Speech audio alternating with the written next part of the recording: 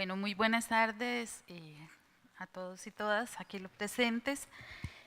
Pues inicialmente agradezco a los señores de PROSIC, señoras de PROSIC, por la invitación que se cursó para compartir con ustedes un tema con el cual pues me he visto identificada por muchos años y pues en cierta forma pues le apasiona a uno, que es el tema de cibercriminalidad. Se me ha solicitado hablar sobre los delitos informáticos, las nociones básicas del proceso, más orientado a la parte procesal. Primero que nada, me gustaría hacer como la diferenciación. Veo que por lo que he conversado y con los que he estado conversando durante la mañana, levánteme la mano cuáles son informáticos. Creo que hay muchos informáticos por acá. Sí, hay bastantes informáticos. Entonces, es importante pues hacer una diferenciación entre lo que es ciberseguridad y lo que es ciberdelincuencia. ¿Cuál es la diferenciación entre ambos conceptos? Bueno, inicialmente la ciberseguridad sabemos que es preventiva. Entonces, es lo que muchos de ustedes pues entiendo que tienen en sus trabajos día a día, que es la parte preventiva de los ataques informáticos. Proteger a los datos de la organización para la cual trabajamos. La ciberdelincuencia ya viene siendo más represiva, es cuando ya se dio una actividad delictiva. Entonces, con la actividad delictiva, entonces ya estamos hablando de ciberdelincuencia. ¿Ok? Entonces, partiendo de eso, vemos que acá se conjuntan dos grandes ramas. Una ciencia social, que es el derecho, la cual tiene por objeto el estudio de normas jurídicas que regulan y rigen la conducta del ser humano en la sociedad. Eso es a grandes rasgos lo que es derecho. Ahora bien, el derecho se está conjuntando en este tipo de actividades con la tecnología, que más bien ya estamos hablando de una ciencia de la ingeniería que mediante conocimientos científicos y tecnológicos se logra la innovación, la invención y el desarrollo de técnicas que permiten satisfacer las necesidades de la sociedad. Que estaba viendo el tiempo por aquello. Vamos a ver. Me gustaría saber, ¿quiénes nacieron antes de 1990? Levanten la mano. Ok. Todos nosotros, puedo decir que somos, o por lo menos yo me siento privilegiada, porque pudimos conocer el verdadero mundo analógico, aquel teléfono donde teníamos que discar y pasar al mundo digital. Para mí eso no tiene precio. Cuando en la universidad yo con mis estudiantes les comento todas las peripecias que tuvimos los que nacimos en la era analógica, ellos no pueden creer que cuando yo estuve en el gobierno estudiantil del colegio, pues resulta que el mayor logro que hicimos fue poner un teléfono público dentro del colegio. Eso todo el mundo nos aplaudía, nos ovacionaba. Entonces, cuando yo tuve el primer encuentro con el mouse, nunca se me olvida. Tenía 18 años, era secretaria, entré a la oficina de mi jefe y veo un aparato puesto en el escritorio y le pregunto, ¿y qué es eso? Un mouse. ¿Y qué es un mouse? O sea, mi encuentro con el mouse fue fabuloso. Entonces nosotros pues pasamos a esto, a lo que les pasó aquí, al hermano Pedro, a empezar a ver la transición de lo tecnológico a lo digital. Entonces esto pues yo creo que fuimos beneficiosos. Pero ¿qué pasó acá? Que aquí fue cuando empezó la PS25 IBM, que era una maravilla, cuando logramos el copy-paste, los que conocimos el copy-paste por primera vez era algo genial. El empezar a ver todo ese cambio tecnológico también nos llevó a que las actividades delictivas empezaran a surgir. Y es donde en la época de los 80, cuando la computadora estaba conectada simplemente a un cable que le diera corriente eléctrica, se empiezan a dar actividades delictivas como lo fue el daño informático. ¿Por qué? Porque entonces la actividad se estaba dando en la computadora, quedaba en local dentro del equipo. Entonces, pues realmente el delito estaba como más fácil de ver que quién dañó, quién borró. La piratería, los delitos contra la propiedad intelectual, En aquel entonces fue cuando empezó a surgir por la piratería informática. Gracias a Dios, Oscar, que ya eso prescribió, porque si no me acusás, yo fui pirata informática. Porque la única forma que había de poder uno copiar y piratear el Office era con un montón de discos. Y cuando iba uno por el disco 23, se caía y empieza de nuevo a instalar. Entonces uno andaba viendo a ver quién tenía copias del Office de la época para poder piratearlo. Pero hasta ahí llegaba nuestra actividad delictiva en aquel entonces. ¿Qué pasó? 1990. Gracias a Dios, ya el gobierno de Estados Unidos se aburrió de la ARPANET y nos regaló el Internet. Fue cuando nace el www que vino a cambiar nuestra vida. Y ya empezamos a escuchar los chillidos del módem para conectarnos. Y entonces ya no es como ahora, que es tan fácil, no, para hacer, Branda, no sé si te acordás de hacer las conexiones del protocolo y todo eso, era terrible conectarse a Internet. Entonces, ya ahí fue donde empezaron la actividad delictiva, y no solo la actividad delictiva, sino el mundo cambió y el mundo evolucionó. Yo molesto a mis estudiantes también y les digo, bueno, pasaron mis amigos, mis compañeros de las revistas Playboy allá, otro tipo de pornografía, digamos, a más alto nivel, o sea, ya todo evolucionó. Entonces, de igual forma, la actividad delictiva, ya la gente se puso más creativa para ver de qué forma pues empezaban a hacer sus hackeos, sus estafas informáticas, violar las comunicaciones, y ya todo eso empezó a evolucionar. Entonces, ¿dónde nace el delito informático? ¿Okay? Mi charla se refiere a las nociones básicas del proceso.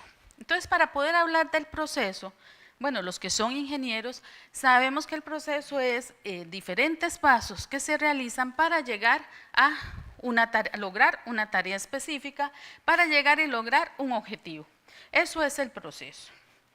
Ahora bien, desde el punto de vista judicial, y aquí traté de bajarlo que no fuera muy técnico jurídico, los que son abogados me disculpan por una definición un poco llana, pero se lo pude definir como una serie de actos que deben realizar las autoridades competentes, es decir, no cualquiera.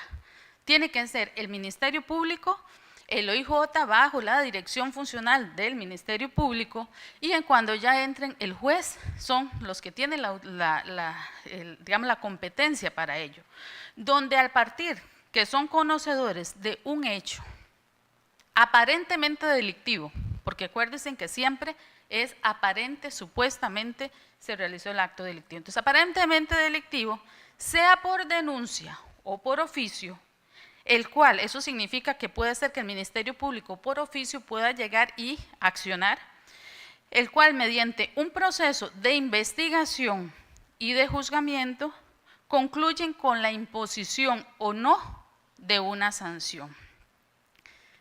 Se ve muy fácil y escribirlo suena muy fácil, pero realizar todos estos pasos, todos estos procesos nos pueden llevar años, y lograr imponer esa sanción o no, créanme que al día de hoy es bastante difícil en delitos informáticos. Ahora bien, el proceso penal. El proceso penal se divide en varias etapas. La primera de ellas es la etapa preparatoria o etapa inicial. ¿Qué pasa acá? Acá quien tiene la dirección funcional es el Ministerio Público. Es el que le toca llegar y decirle al OIJ, bueno, necesitamos ir a recolectar tal prueba, hay que hacer esta acción, este acto, lo que sea. Ellos son los que tienen la dirección funcional. Entonces, en los delitos informáticos, es a partir de ahí donde el Ministerio Público le da la instrucción al OIJ para que vayan y resguarden una prueba, resguarden una información. Entonces, de ahí la importancia que en materia de delitos informáticos, tanto el Ministerio Público como el investigador del OIJ y el juez de garantía tienen que estar capacitados a efectos de poder llevar a cabo una buena recolección de la evidencia o de la prueba digital, que más adelante voy a conversarles. Entonces, ¿qué ha pasado? Hemos tenido casos de jueces de garantía o juez penal que cuando llega el Ministerio Público a pedirle una orden de allanamiento para ir para un tema donde está involucrada una dirección IP, resulta que el juez no la aprobó en el primer momento, no fue aprobada porque el juez no tenía idea de qué se trataba una dirección IP. Entonces no sabía si estaba vulnerando derechos o no. De ahí que tuvo que ir Eric Lewis, que era el jefe ay, se me fue el nombre del muchacho que está ahora temprano, de Federico, del OIJ. Eric tuvo que ir a sentarse con el juez y explicarles qué consistía una dirección IP, para que el juez entendiera y pudiera aprobar el allanamiento. Entonces, de ahí la importancia que el investigador, el juez, el mismo fiscal sepa de qué tipo de delitos estamos hablando, para que en el momento que tenga que dirigir al OIJ qué información requieren del equipo de cómputo que van a allanar, ellos sepan en qué andan buscando, ¿verdad? Entonces, y cómo buscarlo. Entonces, eso es importante en la etapa preparatoria. La etapa intermedia, en realidad, es una etapa donde lo que se define es si el asunto tiene suficientes elementos para ir a juicio o no. Entonces, de igual forma, el juez tiene que tener conocimiento para saber si la prueba que se está aportando es suficiente para que el asunto suba a juicio. Ahora bien, la tercera etapa es la etapa de juicio. En la etapa de juicio, ¿por qué es importante que el juez o los jueces, porque puede ser que sea un tribunal colegiado, sepan qué tipo de, conozcan el delito informático, por lo menos las nociones básicas del delito informático? Porque son ellos los que llevan a cabo y definen la culpabilidad de las personas. Entonces, tienen para poder llegar a ver, definir si existe o no dolo, si existió o no culpabilidad, para llegar al último punto de la teoría del delito, es decir, es culpable o no, y así someterlo a una sanción. Entonces el juez debe conocer el delito. Entonces, luego está la cuarta etapa, que no está aquí anotada, que es la parte de impugnación, pero ya eso es la parte recursiva. Entonces, como pueden ver, si hablamos de delito informático, tiene que abarcar todas las etapas del proceso penal. El conocimiento que tienen que tener los actores en ese momento, los que intervienen en ese proceso, tienen que tener conocimientos básicos de lo que hoy aquí estamos hablando. Esto no voy a hablarlo mucho porque ya mis antecesores pues hablaron de todas las reformas que se dieron, como hablaron ellos desde el 2001, fue la primera reforma cuando tuvimos los primeros 3 tipos penales en materia de delitos informáticos. Debo decir que es en penal, porque anteriormente, al año 2001, creo que fue en 1995 aproximadamente, sí había en tipos penales, pero en tributario y aduanero. Digamos que lo que era acceso a la información y ese tipo de alteración de datos ya existían, pero en lo que era materia aduanera y también presupuestaria, me parece. Pero a nivel penal fue a partir del 2001 que ya se empezaron a hacer todas estas reformas que señalo acá. Ahora bien, esto es algo que para efectos de delitos informáticos, y como la idea es darles hoy una visión general, es algo que ustedes tienen que tener muy, muy claro. Ya don Óscar hoy en la mañana lo dijo, pero se los voy también a repetir porque sí me parece que es fundamental. Cuando hablamos de delito informático, tenemos 2 partes, que es importante tenerla claro. Cuando el delito informático fue el medio utilizado para la actividad delictiva. Ejemplo, pornografía infantil. Hablemos de difusión de pornografía infantil. En el caso de la difusión de pornografía, el bien jurídico que se está lesionando es la sexualidad del menor. Ese es el bien jurídico que se está dañando. El medio utilizado para difundir la pornografía fue la tecnología, pero el delito fue un delito sexual. En una estafa,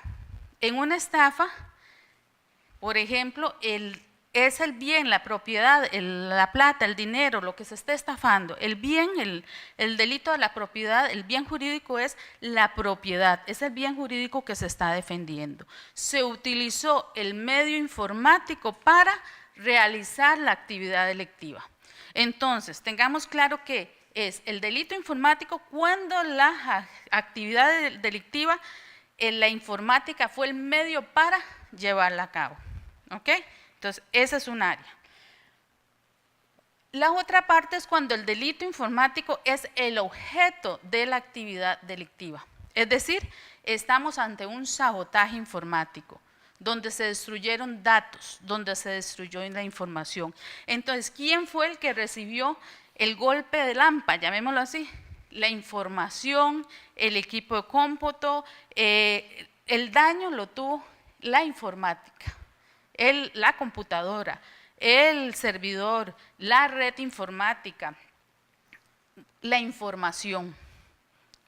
Entonces, es diferente, digamos, cuando nosotros tenemos un tipo penal que es el de instalación y propagación de malware. Entonces, si en ese caso se instaló un programa malicioso en mi equipo, el daño lo está sufriendo mi equipo y entonces mi equipo es el objeto de la actividad delictiva.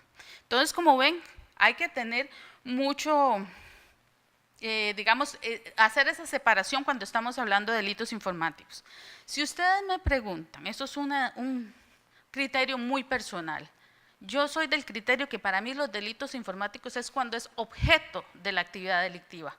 Porque cuando el medio, y bien lo decían mis compañeros ahora, llegará un momento en que todos los delitos van a ser delitos informáticos, porque el medio que se está utilizando para la actividad delictiva tiene un teléfono, se hizo por medio de un teléfono, se hizo por medio de una computadora.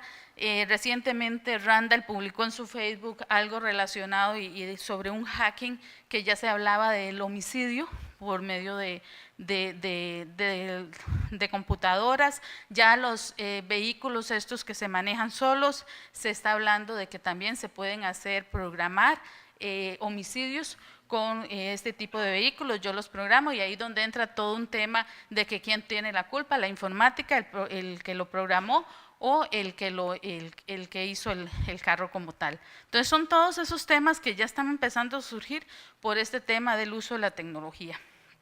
Entonces, en un vehículo, bueno, podríamos decir, ahí se está atacando el programa y al programa se le dice, no frene, sino acelere para que la persona muera, o no frene, tírese al guindo para que la persona muera, pues ahí sí la informática está siendo objeto de la actividad delictiva, pero claro, ahí impera un bien jurídico tutelado superior que es la vida.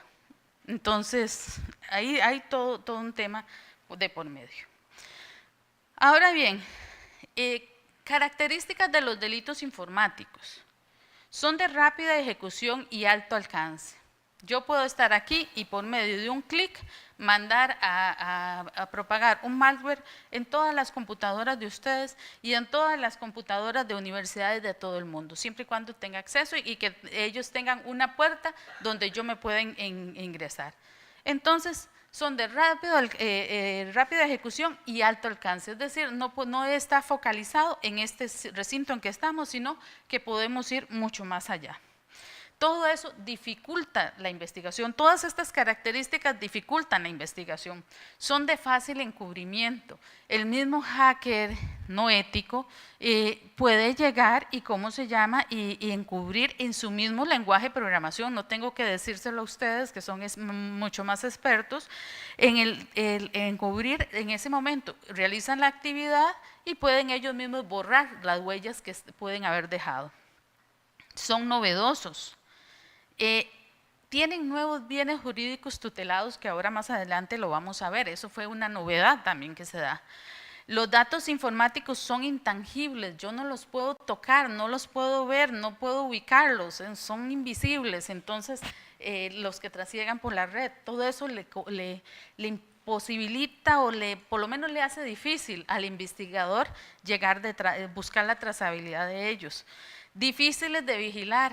El tema es que todo el mundo dice, pero ahí busque la IP, con la IP le llega, pero resulta que sabemos que con en el Tor y todo este asunto, podemos comprar en las direcciones IP, empezar a mandar las direcciones por todo lado, encubrir, y al final de cuentas uno empieza a ver y van hasta por 75 IPs. ¿En cuál de todas fue que se dio la actividad delictiva? No lo sabemos. Entonces, lograr llegarle a eso es difícil.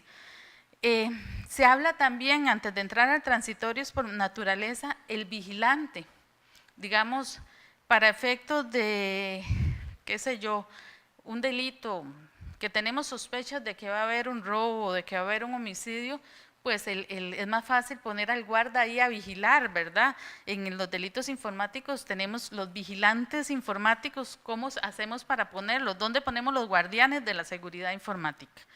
Bueno, ahí eso podría ser en la ciberseguridad, ¿verdad? Pero transitorios por naturaleza, es decir, el mismo delito, la misma actividad que estamos realizando puede ser que rapidito se difumine. Los bienes jurídicos tutelados. Tenemos la información, el conocimiento y la comunicación. Esto lo dijo la Sala Constitucional, que estos son nuevos bienes jurídicos que se tutelan con el uso de las tecnologías de la información. ¿Qué dijo la Sala? La voy a entrecomillar y les voy a decir textualmente. En cuanto a estos derechos, debe indicarse que a la luz de la sociedad de la información y del conocimiento actual, el derecho de todas las personas de acceder y participar en la producción de la información y del conocimiento se vuelve una exigencia fundamental. Por ello, tal acceso y tal participación deben estar garantizados a la totalidad de la población. Si bien son derechos relacionados con otros, tales como la libertad de expresión y la libertad de prensa, estos derechos tienen su particularidad propia. Esto era un caso de una señora que quería tener acceso a internet desde 2010, pero vivía en una zona, no me gusta usar ese término, pero así está en la resolución de la Sala, una zona marginal. Entonces, como era un tipo de zona donde el ICE no tenía acceso o no estaba dando acceso al uso de las tecnologías de la información o a internet, la Sala lo obligó a darle acceso. Y no era que tenía que poner el cablecito para que tuvieran, no, les dijo, si no, denle un datacar, lo que sea, pero la Sala la obligó a darle acceso a la información, a internet, a esta señora. Y sentencias, resoluciones de la Sala en ese sentido hay varias, pero quise traerles este extracto. Entonces vemos que con el internet nacen derechos fundamentales importantes que vienen a tutelarse en este momento. El conocimiento, ¿por qué? Porque todo niño y toda persona tiene que tener acceso al conocimiento que nos brinda internet, bien utilizado. Ahora bien, estábamos hablando del proceso. El proceso penal, como tal, tiene un código procesal penal, que es el conjunto de normas cuya función es organizar dicho procedimiento. Es decir, ahí ustedes van a encontrar cómo tiene que realizarse la etapa preparatoria, los derechos de las partes, los derechos de las víctimas, los derechos del imputado, todo, las normas uno a uno viene regulado ahí y cómo debe ser el proceso como tal. En Costa Rica no se ha modificado el proceso, el código procesal, para incorporar elementos procesales relacionados con delitos informáticos.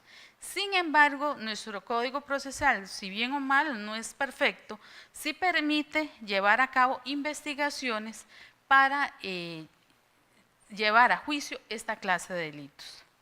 No obstante, me parece que deberíamos ir siguiendo la línea de países como Ecuador, México, Portugal, y ahí creo que me faltó República Dominicana, que han incorporado actos procesales especializados en delitos informáticos, como lo es la conservación o preservación expedita de los datos, decomiso de datos informáticos, responsabilidad de custodio, confidencialidad del proceso investigativo, reconocimiento de grabaciones, acciones encubiertas, entre otros. Estos tipos penales ya los tiene los códigos procesales de los países que he mencionado, o por lo menos tienen leyes especiales que vienen a normar este tipo de situaciones. Me parece que nosotros ya deberíamos ir avanzando en la parte procesal. Sí debo reconocer, y es un aspecto que no quise entrar porque ya eso le corresponde a mis compañeros, creo que mañana Roberto Lemaitre les va a hablar de los delitos informáticos. Costa Rica sí tiene una de las mejores legislaciones en materia de delitos informáticos. A nivel iberoamericano tenemos muchos tipos penales, o sea, tenemos dónde poder llegar. El tema es cómo investigarlos de forma exitosa y ¿verdad?, lograr identificar quién es la persona que llevó a cabo, o las personas, o el grupo, que hay, también hay un detalle que se me olvidó decirles al inicio. Hablamos de delitos informáticos, pero también hablamos de ciberdelitos. La diferencia es que el ciberdelito se hace por medio de Internet, utilizando ¿verdad?, la red, mientras que el delito informático no necesariamente necesite de Internet para llevarse a cabo, un daño informático, por ejemplo. Y también está el cibercrimen, es otro término que se utiliza, pero ya ahí es más que todo cuando hay grupos organizados, como ciberdelincuencias, cibercrimen, como crimen organizado, cibercrimen organizado, así también se les llama, pero cuando ya hay grupos que se han organizado para este tipo de actividades delictivas. Entonces eso es bueno también que lo consideren. Entonces, también en otros aspectos procesales que hay que considerar está la competencia territorial. ¿Por qué? Porque bien lo decía don Oscar temprano, estamos ante delitos transnacionales. Hubo un caso que llegó a la sala que estaban definiendo la competencia, realmente el fondo no, sino la competencia, porque entre el juzgado de Grecia, el tribunal de Grecia y el tribunal de San José estaban en el pleito de que quién tenían que ver eso, quitándose en el trabajo, uno u otro, ¿verdad? Entonces, que a quién le correspondía la competencia territorial. Era un asunto de un cajero automático que estaba en Grecia, pero la IP estaba en teoría, ¿verdad? Pero sabemos que eso pudo haber estado aquí, pero bueno, por lo menos la IP de donde se produjo la actividad era de Perú. Y el servidor de donde se llevó a cabo la actividad estaba en Estados Unidos. Entonces, habían 3 países.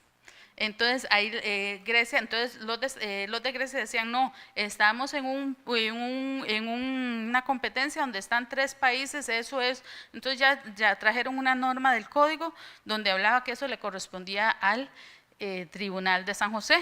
El Tribunal de San José dijo, no, es que el asunto, el hecho se llevó a cabo en ¿cómo se llama?, en el cajero automático de Grecia, le corresponde a Grecia. Al final de cuentas ganó Grecia porque le quedó a San José, porque realmente la norma aplicable era la norma que le correspondía al Tribunal de San José por haber varios países involucrados. Entonces, si eso pasa con este tipo, imagínense cuando un delito grave, un ciberterrorismo, que pueden estar 3 o 4 países involucrados, ¿quién tiene la jurisdicción? Entonces ya son respuestas que pues obviamente yo diría que ya ahí cada país tiene pues su derecho, porque el señor está en un país, el servidor está en otro lado, y en Costa Rica Dios quiera que no, pero fue donde se llevó a cabo la actividad. Entonces ahí ya 3 países tienen la competencia para ver el asunto, pero todo eso queda regulado mucho en el Convenio de Budapest, donde ya es un modelo, normas modelos que adaptarlos cada país, entonces va a permitir que este tipo de situaciones pues se vayan corrigiendo, llamémoslo, o por lo menos se vayan regulando de alguna forma. ¿Cuánto tiempo llevo? Gracias. Ok, actividades delictivas vienen a modificar aspectos de índole, espacio y tiempo. Y el agente encubierto. ¿Qué pasa con el agente encubierto? Resulta que hay que investigar un delito de pornografía infantil, digamos que es el que más se nos viene siempre a la mente. Entonces, o bien alguna estafa, algo, pero que tengamos que meternos a la deep web. Entonces, necesitamos tener un agente encubierto, el que tiene que tener una red que esté fuera del Poder Judicial. Empecemos por ahí, porque si no la IP que va a salir es la del Poder Judicial, entonces se nos cayó el caso. Entonces, tiene que tener una red fuera del Poder Judicial. Segundo, no tiene que llamarse Patricia Bonilla, porque Patricia Bonilla es fácil de, digamos, podría decir, mira, ella es investigadora del Poder Judicial, ¿verdad? O el nombre de Federico. Federico, que es investigador, ya puede ser que ya el crimen organizado pues lo tengan identificado, entonces se cayó el caso, entonces hay que ponerle un nombre, y como estos agentes encubiertos que ustedes ven, que se meten en temas de droga, que ya, y son compas de los que venden, entonces ya, y ellos están ahí metidos en el delito, en la actividad delictiva, algo así ocupamos, pero ¿qué pasa? Resulta que ocupan una tarjeta de crédito, o una tarjeta. ¿Por qué? Porque ya la transacción no va a ser que yo llego y te compro droga y te doy plata y vos me das el producto y me voy. No, ya en este caso yo tengo que hacer la transacción por internet. Necesito una tarjeta virtual a nombre de Patricia Bonilla. ¿Me la va a dar un banco cuando yo no existo? Entonces son temas, porque mi identidad, o sea, es falsa. Patricia Bonilla, digamos que no existe. Entonces, ¿me va a dar el banco esa tarjeta? No, entonces son temas que tenemos que superar. Evidencia digital. La obtención y conservación de la prueba es un elemento básico para lograr la verdad de los hechos. Yo siento que muchos delitos informáticos no están llegando a estrados judiciales porque no pasamos esto aquí. ¿Qué pasa? Resulta que hackearon mi servidor, me están robando datos, me están sacando la información del servidor de datos con toda la información que tengo. Y yo como informática llego y digo, ay, está muy lerdo, me está dando problemas. ¿Cuál es la solución primera que hacemos? Bueno, yo creo que ya ahora no tanto, pero que hacíamos los informáticos de mi época. Formateemos esta cosa, a ver qué es. Y lo formateamos, se nos fue la prueba. Adiós prueba. ¿Qué pasa? Que con un cadáver, ¿verdad? Teniendo un cadáver, el OIJ llega y hay elementos como por ejemplo la tierra que tiene el cadáver, bueno, puede darnos más o menos una idea de dónde pudo haber sido que se dieran los hechos. El gusanito que tiene el cuerpo, la larvita esa, depende del tamaño y la forma y demás, sí tiene 8 días, 9 días, 4 días de muerto. Entonces, digamos que nos da indicios. El problema de la evidencia digital mal manejada es que todos esos indicios no son fáciles de obtener y lo poquito que podemos obtener de los datos los podemos cambiar. ¿Qué pasa? Que llegamos y con solo que abrimos el documento y le dimos guardar, perdimos prueba. Bueno, ahí está Laurita nos puede decir también de esas cosas. Llega uno y ¿cómo se llama? Y graba, ya perdió la prueba, porque ya tiene otro tash, ¿verdad? Otro hacktash, es que me cuesta pronunciar el inglés. Entonces, es una foto que ocupamos para una evidencia, si le cambiamos un píxel, le cambia la etiqueta, no sirvió. Cuando nos llegan al Poder Judicial a presentar denuncias, que hoy lo comentaba el compañero en la mañana, porque me ofendieron o me hicieron una cuenta o lo que sea, llegan con la foto del hackeo, de la ofensa o lo que sea, no sirvió, porque lo que se ocupa es, y no el nombre Patricia Bonilla del Facebook, no, lo que se ocupa es la arroba, no sé qué, que le pone a uno Facebook, ese es el que vale. Entonces, a veces ahora estábamos hablando y decíamos, por correr llegamos, ¿verdad? Y algo, no sé qué estábamos hablando ahora ahí, que sí, que uno que a veces por correr llega y entonces, y se asusta, entonces borro el perfil y llego con la foto, mire, es que vea la ofensa que me hicieron. Entonces, bueno, y el papel no nos sirve como elemento de prueba. Entonces, toda esta obtención y conservación de la prueba, que son importantes, y no mantener una buena cadena de custodia, son los que al día de hoy hacen que los delitos informáticos no lleguen a la parte a judicializarse, no lleguen a sancionarse. Cuesta mucho. Hasta hace poquito vi una noticia que una página con suplantación de páginas electrónicas con una página de CR Hoy, sí se condenó a un muchacho que dijo que por broma había suplantado la página en Cere Hoy, 1 año de prisión, que ya por eso no va a cárcel, porque ya, ¿verdad? Me supongo que le dieron libertad condicional y pagar 10 millones de colones. Entonces, sí, ya tiempo, ya no puedo hablar más. Entonces, conclusiones. Para efectos de delitos informáticos, desde mi óptica, lo ideal es capacitación para todos. Ministerio Público, investigadores, capacitación para jueces y también, ¿por qué no?, el Colegio de Abogados, capacitación para los abogados litigantes. Estandarización de procedimientos, que se estandaricen los procedimientos de obtención de prueba, ojalá a nivel regional, a nivel de todos los países, que todos tengamos estandarizados los procedimientos para la recolección, la custodia. Es que ¿verdad? El tema es el embalaje, dice uno, pero sí, el cuidar los discos, cuidar la computadora, toda la información tiene que estar estandarizado. Soy del criterio, y lástima que no está el compañero de delitos informáticos, pero sí se lo he dicho a Eric varias veces, que soy del criterio que ya debemos quitarle el nombre de sección de delitos informáticos, suena como muy poquito, sección de delitos informáticos, ya debemos trascender esa sección a un centro policial cibernético, donde ya tengamos un centro a nivel regional. Costa Rica tiene una sección de delitos informáticos que tiene experiencia de más de 20 años, entonces ya debemos ser a nivel regional, hablemos de Centroamérica y del Caribe por ahora, que seamos un centro donde capacitemos, donde investiguemos, donde no nos dediquemos tanto a lo que es ver la información, que sí es importante, de los teléfonos celulares, que es muy importante, pero que no solo nos enfoquemos en eso, sino nos enfoquemos en otro tipo de actividades para crecer y aprender más y poder llevar a juicio a todas estas personas que hacen otros delitos que vienen y que en este momento están cada vez acrecentándose más con las cifras que bien nos dijeron temprano.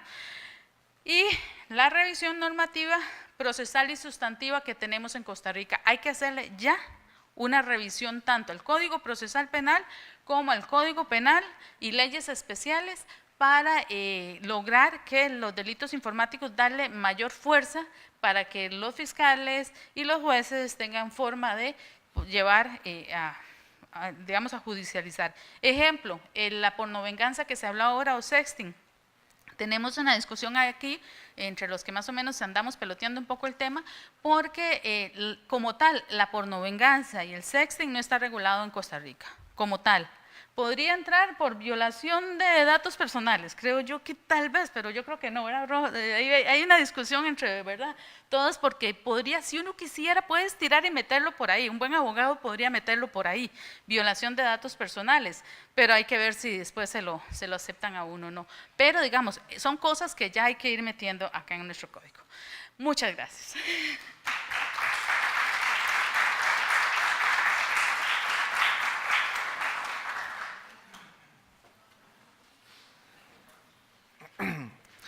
A continuación tendremos la presentación de don Randall Barnett. Don Randall es máster en computación e informática de la Universidad de Costa Rica. Es instructor internacional en temas de ciberseguridad del Grupo Amparo del Registro Regional de Internet para América Latina y el Caribe. Es desarrollador de software para la prevención del fraude en telecomunicaciones en el Instituto Costarricense de Electricidad, analista